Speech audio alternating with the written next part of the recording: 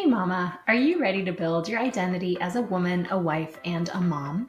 Welcome to Married Moms Take Control. Today we're breaking down the married mom's identity and focusing on the mom behind it all. I'm Nevart Willborn. I'm here to guide you through a framework that can help you meet your full potential in your roles as a wife, a mother, and an individual. By the end of this episode, you'll have a better understanding of who you are as the mom that's at the core of your identity as a married mom.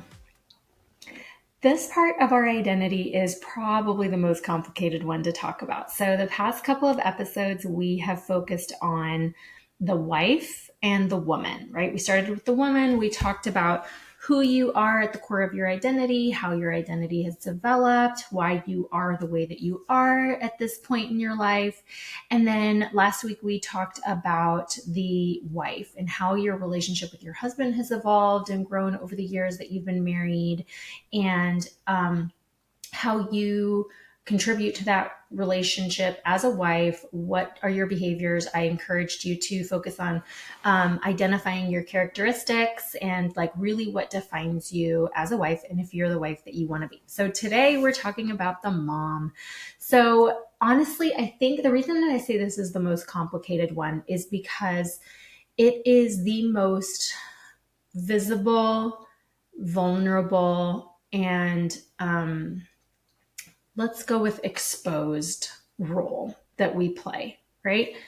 You can hide if you within yourself are not a happy person. You can hide if you struggle with confidence or self-esteem, if you have imposter syndrome, if you have an eating disorder, if you are depressed, if you're anxious, you could probably hide that, right? It might not be easy, but unless you choose to share it, you probably don't, people don't know this about you. Same with your marriage. You could probably hide from people if your marriage is going through a rough patch. If you and your husband are not okay, if you had an argument today, if you are sad about your relationship, if you're struggling with intimacy, no one has to know. You don't have to tell anyone. And unless you tell them, they won't know. Motherhood is a very different story. The product of our role is a child, and children are incredibly visible. We don't hide our kids. They don't live, locked away. And if they do, that's a really big problem. But our children are out in the world. We're out in the world with them. And from a pretty young age, the child's behavior is kind of on display for everyone to see. Whether you are at the park or picking up your kid from school or at a family event or at a doctor's office or anywhere, your child's behaviors are visible to everyone else. And as moms, we care a lot. For the most part, there are some moms who really do not care what other people think. The rest of us are insecure. And we care. We don't want to be judged by how we parent. We don't want our children to be judged. We want our kids to be seen as sweet little angels who are perfect and don't make any mistakes whatsoever.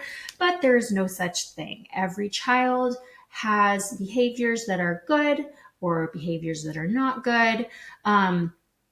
There are some children that are more well-behaved than others. And there are some children that really have a side to them that is chaotic and crazy, and we don't want anyone to see that side. If our child uses good manners, we feel proud. If our child doesn't use good manners, we feel embarrassed. We are very aware of how the world interacts with our children, how our children interact with the world. So it is very, very visible. And the reality is that there's a lot of pressure on this role of being a mom, right? Like I shared with you, I think it was last week, yes, when we were talking about the wife, there is far more, there are far more resources for parents who are getting ready to welcome a child into the world and how to do so well. There are lots of books, there are lots of courses, there are lots of instructional things, that you can do. The hospital itself gives you a parenting class if you choose to do it. Like, there are so many resources. Some you have to pay for, some are free. marriage, prepping into marriage, there isn't a lot. Like, yeah, there are a lot of premarital courses and stuff, but it's not as common. Like, people are more likely to take a parenting class than they are to take a premarital class. I wish everyone took a parenting class. I have a lot of opinions about that. I'll probably share those with you another time, but doesn't matter for today. So the reality is because there's so much emphasis on the baby, which is very important, it also comes with a lot of expectation. There are a lot of rules that are very, very good rules that's about how to keep a baby safe. You can't even take your baby home from the hospital unless you're, some hospitals will, the nurses will have to come and double check that the car seat's installed properly. Like, there are a lot of really, really important rules. And I love that. That's fantastic. So there are safety rules, but then there are a lot of unspoken rules. And these are the unspoken rules that typically we just kind of nurture amongst ourselves. Some of them are great. Like, yes, it is very important to teach our children how to be kind, how to share, how to use good manners, how to not be aggressive. Like, those are great. However, there are a lot of social norms and developmental norms that a lot of children just don't perfectly fit in that little box. And anything outside of that is usually and unfortunately looked upon negatively. And it is a reflection of the parents in most situations, right? I'm not saying it's right. I'm just saying it's how it is, right? If you're at the park, you see a little kid, the kid's being aggressive towards your kid, you're probably not going to think very positive things about that child. And you're probably going to have an opinion about the parent and how the parent's handling it, what their approach to intervention is. Are they disciplining their child? Whatever. And if it's anything different than what you would do or what you think they should do, you're going to have a negative judgment about it. I'm not faulting your judgment. This is human nature. We all have reactions to things. I have a lot of opinions. I have a lot of judgments. I will never sit here and tell you that I'm not a judgmental person. I am 100% a judgmental person. I try to treat everyone well, but in my mind, I will have an opinion about your behavior, because guess what? You're going to have one about mine too. It's human nature. Anyone who tells you they're not judgmental is absolutely delusional or lying to you. Some people are more judgmental than others. Unfortunately, some people act on their judgmental thoughts and they're very outwardly ugly. We do not strive to do that, but we will accept that as a human race, we are all judgmental. But when you are the parent and your child is the recipient of judgment, or you are the recipient of judgment on behalf of your child, that is one of the most painful feelings to endure, because we don't want our kids to be looked at negatively. We don't want to be looked at negatively, and we are trying our absolute best. And it is the hardest freaking job in the world. So it is one of the most vulnerable roles that we play. This topic is going to be such a huge topic in this podcast because let me sidebar. So I sent out this week, I've been sending out messages to some people privately and then posting on Facebook, really trying to get people to fill out this short 6-question survey that I created, because I am trying to I'm trying to build a group membership program, a virtual group membership program for married moms. And to do it right, I want to know what you need. I'm going to build it around your needs. I've already, at this point when I'm recording this, I've had about 16 people fill it out, which is great. I started out saying I just need 5, but I've kept going, because the more I get, the more I understand. And the more I understand, the better I can create this for you. So I have had 16 people fill it out. And in it, people are telling me what they would really love to get out of this group. And it was pretty, there were a lot of wanting to work on themselves, wanting to work on their relationship with their spouse, wanting to work in parenting. But the mom part, the how to be a good mom, how to be a strong mom for my kid, how to set an example, how to learn the best ways, how to be confident. Like most things, even when the survey questions were about how do I want to work on me, or I want to work on my marriage, it was for my children. Like the child is such an important part of our lives, and that is common sense, right? But at the end of the day, we have to acknowledge and accept that every behavior of ours in some way has the potential to impact our children, right? So that's where later down the road, oh my gosh, I am super, super passionate about parenting, teaching parenting skills. I am not a perfect parent. I will never be a perfect parent, but I love growing as a parent. I love learning new ways to connect with my kid and be a good mom and raise a strong boy and a healthy boy and a respectful boy. Like that is very, very important to me. And I love teaching it because so many parents, especially moms, our identity is so closely tied to how we parent and who our children are. And I love teaching that. So we're going to talk about that a lot. So the sidebar to the survey was that it's evident that all of us want so badly to be good moms. And I love that. I love it. So let's talk about early stages, right? How you enter motherhood, that part of your story is a very unique story to you. You know, you might have some similarities to someone else's birth story or pregnancy story, but at the end of the day, there is a very unique story that you've experienced, how your pregnancy went, how your delivery went, how your adjustment to parenting went with your spouse or by yourself. And that story has a lot, it has an impact on the rest of your parenting. So think about when you were pregnant. First of all, was this a planned pregnancy? You know, I don't know how many children you have, but think of all your kids. Did you plan to have that kid? Was it a surprise baby? Was it the right time? Were you financially ready? What was your family support like? So when you think about your pregnancy, were you calm? Were you stressed? Were you overwhelmed? Was there any trauma that took place? Was there any stress that, maybe something chronic? Did you have a car accident? Like, how was your pregnancy? Because how your pregnancy went is part of your story. It's part of how your physiological and emotional and everything body prepared you and prepared your child for this birth. And then you think of the delivery. How was your delivery? Was it smooth? Was it traumatic? Did things go well? Were things pretty, complicated medically? Was your child on time? Was your child early? Whatever. C-section, natural. Did you use meds? Did you not use meds? Like all the things has to do with your story. And then think of those first few days and weeks. What was your adjustment like with your spouse? Did you have family in town to help? Was it just you? Did you like the family that was here? Was it really stressful? How did you and your spouse deal with the day-to-day responsibilities? Did you teamwork really well, or was it really ugly and you didn't get into a good rhythm? How long did it take you to get into a good rhythm? Was your baby a colicky baby? Did your baby sleep well? All of those things impacted your early identity as a mom.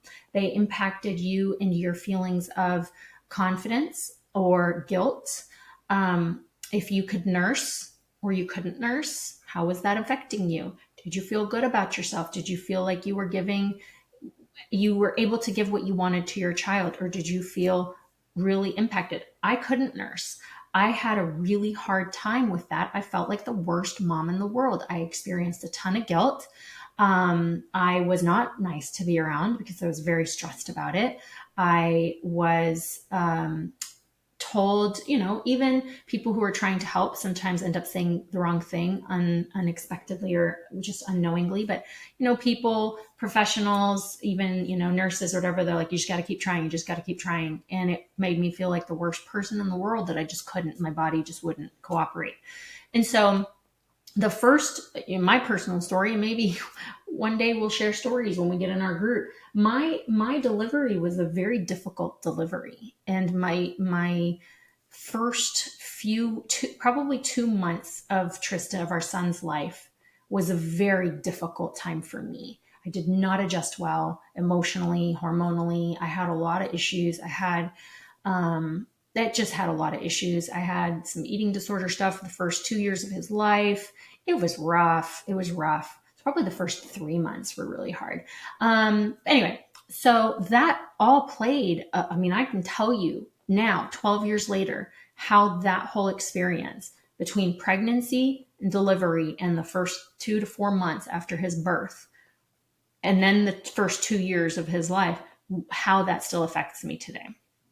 We can have that conversation. Those are the kinds of things I want to talk about in our group when we get in there, because I'm still affected by it. It has a lot to do with some of the body issues I still face. It has a whole lot to do with why we didn't have a second child.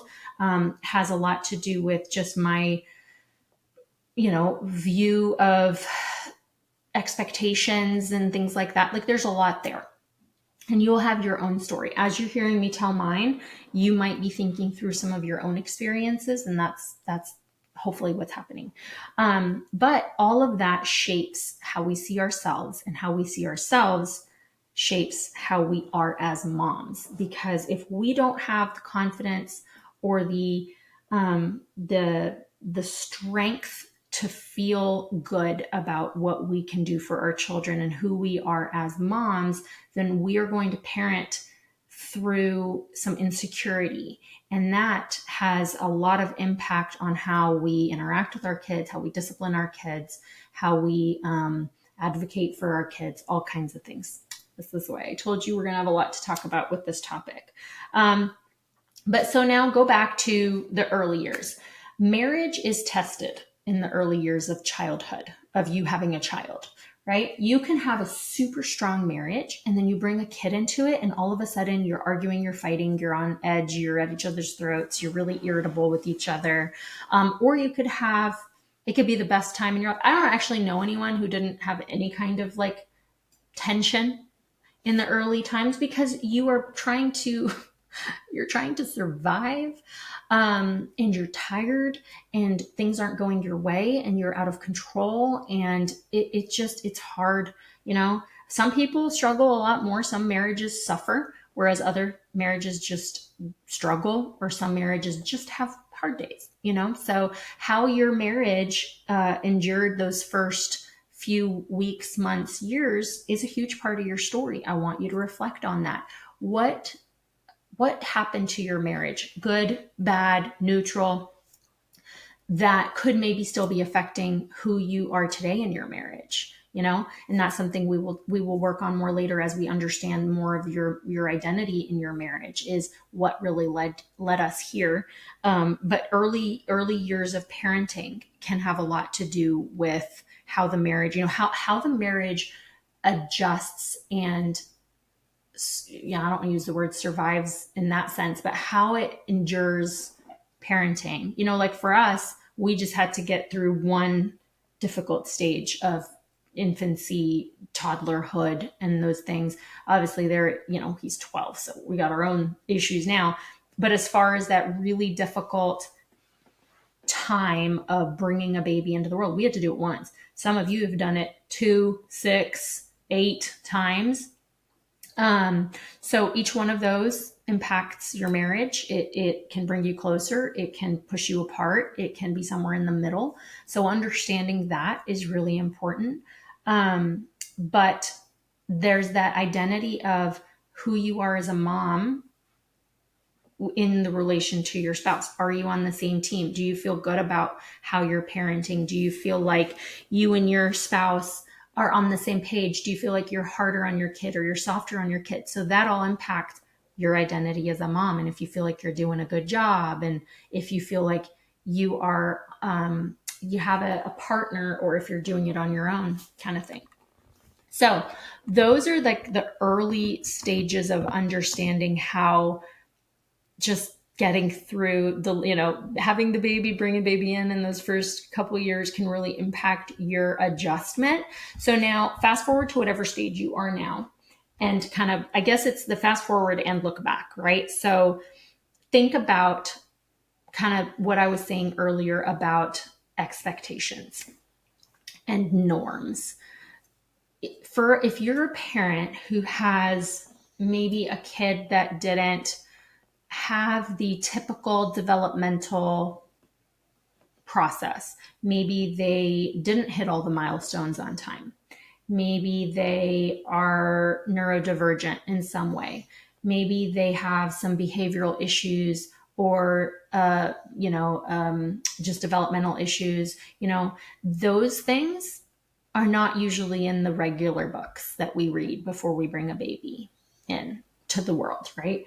There might be a small section on that, but usually that's got its own book, right? And that's hard because when we are preparing ourselves and all the things that we hope to do well, whether we formula or nurse or make their own baby food or buy whatever, all of that is what they want us to make sure we're doing all those things right. But fast forward, we're just trying to help our children past that to develop in a healthy way. And when we don't have control over their development, we feel bad because as moms, we would do anything to protect our children from any kind of hardship, emotional, physical, mental, whatever. We want our kids to be okay. And when our kids struggle, and now look at, even if it's not developmental, even if it's just maybe they had a hard time making a friend, maybe they were bullied, maybe they, I don't know, had a hard time potty training and had an embarrassing situation. Maybe they were shorter than everyone else or bigger than everyone else or, all kinds of things. We are very much impacted by the struggles that our children go through. And we want to fix it, we want to control it, but we don't always have the ability or the tools to do that. So, whatever your journey has been with your kid up until this stage, it's not, again, it's visible. How your kid is going to affect who you are as a mom, how you are as a mom, how you interact with your kid, and how you see the world that your kid lives in. And so I want you to really hear all of this and filter it, hopefully through this kind of lens of compassion for yourself, because this is such a difficult job, but we want the best for our kids. But what we have to work on is how to be stronger, healthier moms so that we can give our kids what they need. And we're not going to have all the things that they need. We are not going to be able to do all the things that they need. We are going to fail or just sometimes be limited and just not be able to do it. But we have to figure out how to be resilient. We have to figure out how to be confident. We have to figure out how to have hard conversations with our kids when they're hurting, when they're not okay. We have to learn how to advocate for our children with a school, maybe with another parent. Those are some of the most powerful tools that we all need to have. And I have had to teach myself, I have had to advocate for my child in situations that I felt uncomfortable with. I didn't want to be looked at as that parent. I didn't want to be judged. I didn't want to be an overstepper. I didn't want to be a hovering parent. I didn't, like, all kinds of things that I didn't want to be. And I wish I could tell you that I don't care about my image as a mom, but that's not the truth. I absolutely care about my image as a mom. That's just me. I care about my image on everything, and I'm not going to pretend that I don't. So I have to figure out how to manage that. There are going to be times where I'm going to have to get over certain things that make me look bad or are not whatever someone else's expectation is. But there are other times where I have to just be compassionate with myself or whatever. Like, there's so much personal growth there for us all. But who we are as moms is going to change. I look back at who I was in those first couple of years of my son's life, and I thankfully am a much stronger, healthier minded person. I don't struggle in the same way with some of the body image eating disorder stuff. I'll always have quirks of that. That's just, unfortunately part of that. But I am much healthier in my mind. I have more control over my emotions. I have the ability to express myself differently to my husband if I'm frustrated. It just, I have more control over how I parent.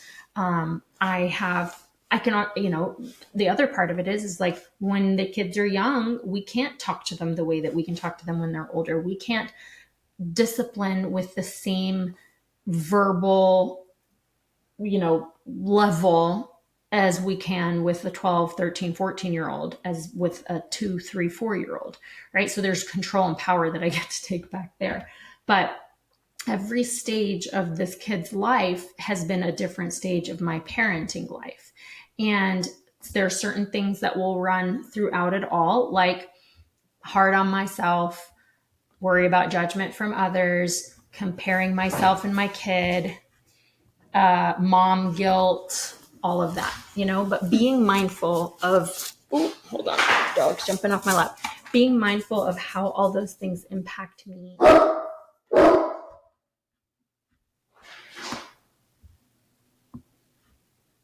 Being mindful of how those things impact me and what I can do to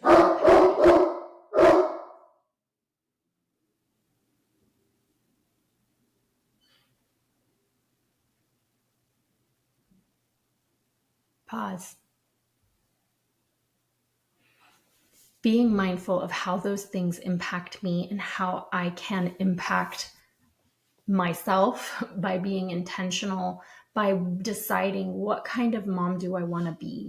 What kind of person, how do I want to be in the way that I look at myself? How do I want to be in the way I interact with my child? How do I want to be in the way that I internalize judgment or expectation?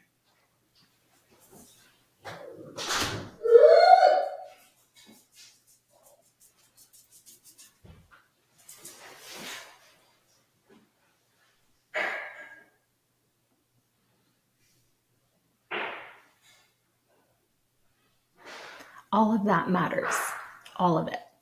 And this is going to be, an ongoing conversation because we're all going to be at different stages, but we're going to find a lot of similar struggles. And you don't have to be going through the same thing to really feel connected to another mom who has struggled. But one of the things that I'm really excited about doing in the context of this group is already the people that I have spoken to who are interested in being in this group are from all kinds of different parenting backgrounds with different stages, but also super supportive, super kind, really compassionate, understanding that there's no one way to parent, understanding that we've all struggled and we're all insecure in some way. Like, that's so amazing to me. And so I wanted to really kind of give you this foundation of something to think about as far as your role as a mom, how you got here, what has shaped you, and leave this as an opening for the rest of the things that we're going to talk about. And I wanted to use this episode to really nurture the idea of this group. I wanted to plant this in your head. It's not created yet. It's not ready yet. I don't know when it will be. I'm going to be working on it over the next few weeks, but I wanted to plant this as something for you to think about in relation to this group, because this is, I think, what we need most support about as married moms. And so I hope that this gave you something to think about. I hope that you can have compassion for yourself as you think back to your story of how you have entered motherhood, what your struggles are, and all the things with that. And then I'm going to leave it here because I hear that my child has gotten home from school and I hear him banging around in the kitchen, putting dishes away that he was supposed to put away yesterday. So we're on a good track. All right, ladies, thanks for joining me. And if you haven't yet, please fill out the survey. It's on the email subscription that I send out. It's on the Facebook groups, on Facebook profile. And then if you're not in my group, please join it. All right, thanks. Bye.